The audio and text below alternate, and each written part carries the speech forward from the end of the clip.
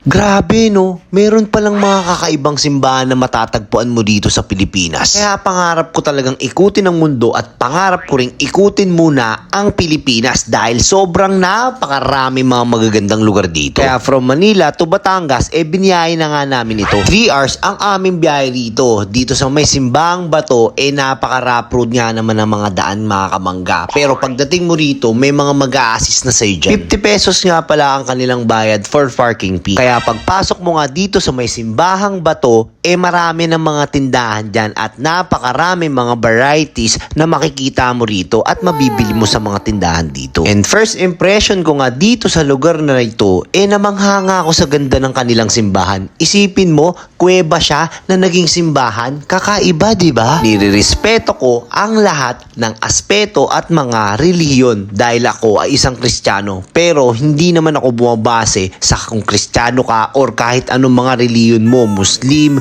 Kristiyano or Catholic, talaga namang pare-parehas lang naman yan ng sinasamba. Ngunit iba nga lang ang kanilang Diyos na tinatawag. Tama ba ako doon? And sobrang nakakamangha lang naman talaga dito sa Pilipinas, lalo na dito sa Batangas, napaka mga daming atraksyon at mga puntahan dito na hindi pa natin basta-basta natatagpuan. Pero napakadaling puntahan. Kaya ang simbahang bato na matatagpuan dito sa San Gabriel, Laurel, Batangas ay isang natural na kuweba na ginawang kapilya at dinarayo nga ng mga naghahanap ng katahimikan at espiritual na koneksyon. Ang simbahang batong ito ay dati ring taguan noong panahon ng giyera. Sa paglipas ng panahon, isa na itong panalangin at pagninilay at espiritual na pagmamahal at koneksyon sa Diyos.